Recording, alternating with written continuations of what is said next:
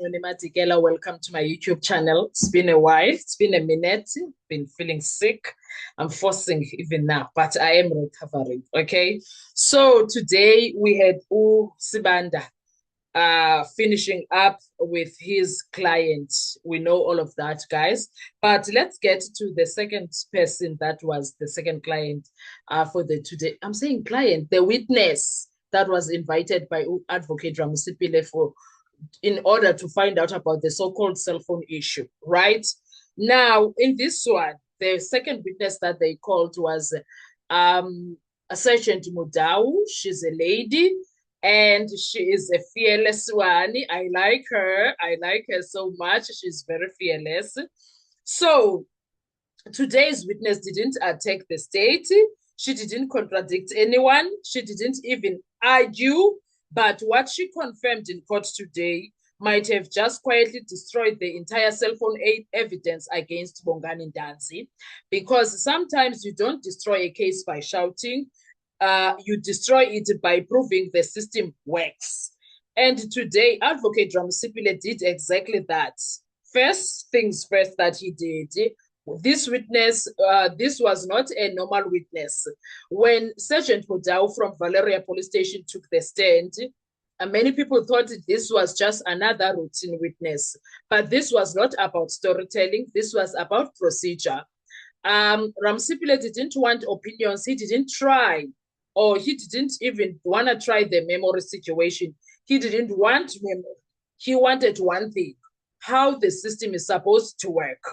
And once that system is confirmed and anything outside it becomes suspicious. Secondly, the system she confirmed, Mudau laid out the foundation clearly. Every detainee is searched, every item is recorded, property must be booked, registers must reflect everything. The occurrence book must log key events. No confusion, no uncertainty. And this is standard SEPS procedure. And here is the key from all of it. She came across as credible, confident, and consistent, which means the court is likely to accept the system work. Okay, it works. Number 3 on the things that she has done with Ramusipile.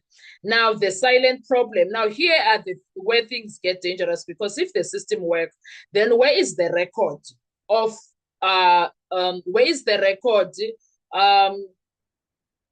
Ndanzi's so-called phone that was found while he was in Valeria Police Station? No entry, no booking, no documentation, nothing. And remember, this is not a small mistake. A cell phone is not something that just disappears. It doesn't just disappear in procedure. If it was found, it must be recorded, it must be booked, it must be traceable. But according to everything we've heard, that record does not exist at Valeria Police Station.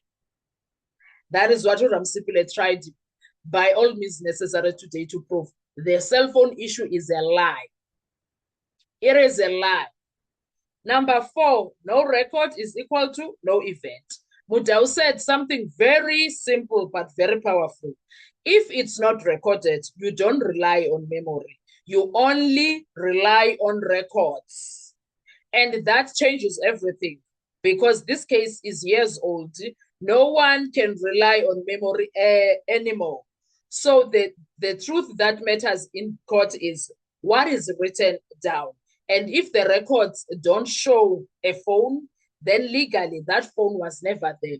And at this point, we don't even care what Judge Wata says. The bottom line is that the truth is facing him directly. Number 5, a chain of evidence collapse. Now think about the bigger picture. The state says a phone was found. That phone linked to Ndanzi. That phone supports their case. But if that phone was never recorded at Valeria, then we have a serious problem. Where did the phone come from? Because later it appears in Middelburg. But the origin, no documents, not documented, not verified, not traceable. That's what we call a broken chain of custody. And once the chain is broken, everything that comes after it becomes questionable.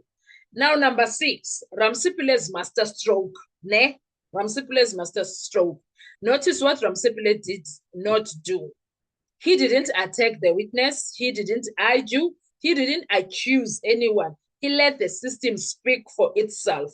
You remember, the state likes to say the record will speak for itself. Ramsipule made sure the system spoke for itself. Now, he let the system speak.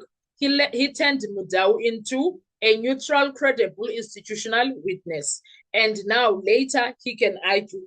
Even a police officer confirmed, who came here as a witness, confirmed the system. And your version does not fit that system. That is how you dismantle a case quietly. So today was not dramatic at all. There were no shouting matches, but make no mistakes, a foundation was shaken, because once a court a court accepts that proper procedure exists and it was not followed, then only two conclusions remains. Either the system failed or the story is not true. And right now, the state is standing on very thin ice, very, very thin ice, because police from Valeria police station are saying we did our job. We did everything that we needed to do. We have never seen anything or heard anything about the cell phone. And right now, the only people that must be asked is Mokgane and Mabena. And guess what? Mabena is late. So this falls on who? On Mokgane. Who called him? Who did they deal with? Vego police station. At this point, I want Ramsipule to call all of them. Ramsipule must call everybody from Valeria police station to come and prove that Mokgane lied about the cell phone issue. We don't care what Judge Wata thinks at this point. We want everything there on record, because this case, son, we don't care. We want the truth. Let me drink my water. Hold on.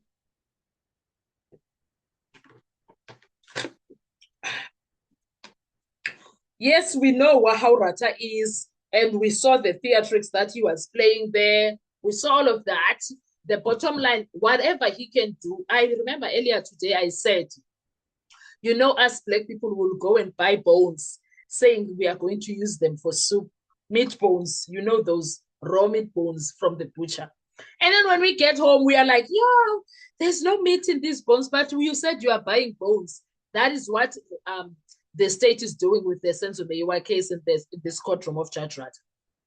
They thought they ate, and Ramsipule is like, I'm going to show you Pudranina, and Ramsipule is like, I am dealing with you for all the times that I've been disrespected here, being called weak, and all the names that have been called by people saying that I am not fit enough to be a lawyer. I'm going to show you. He is fighting. He's merciless right now. Ramza does not give a rat's ass at this point. He is fighting the system. He's fighting everybody. He's fighting Gininda. He's fighting Baloyi. He's fighting Sibanda. He's fighting even the judge himself at this point, because the judge is here. And at this point, we don't even care about him. We don't care. We want everything to be on record. No matter what theatrics he can try, they are not going to assist. The fact of the matter is they lied about finding Dancy with the cell phone. The truth is the one that Dancy said, I did have two phones. And those two phones, they were taken by Mokgane and Mabena when they arrested me. What they did with them after that, I don't know. That's the truth now.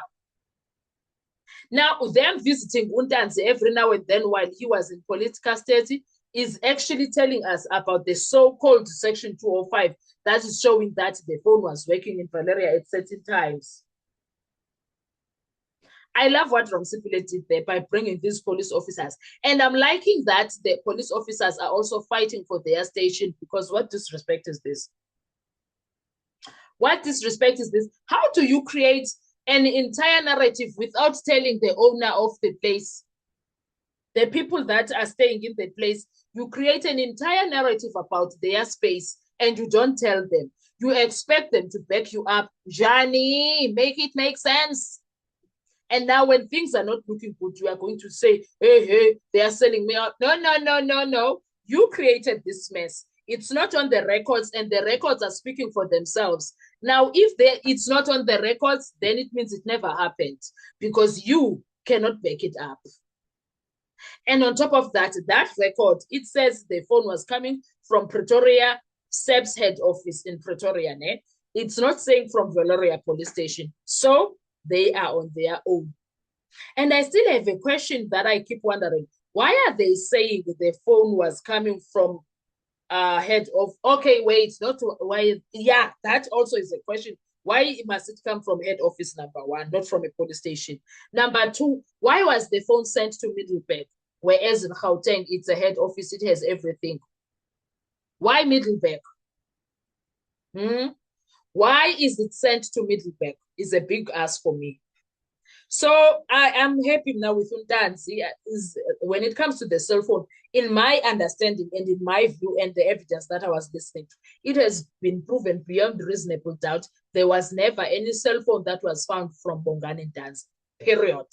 There is nothing that they can say to convince me otherwise.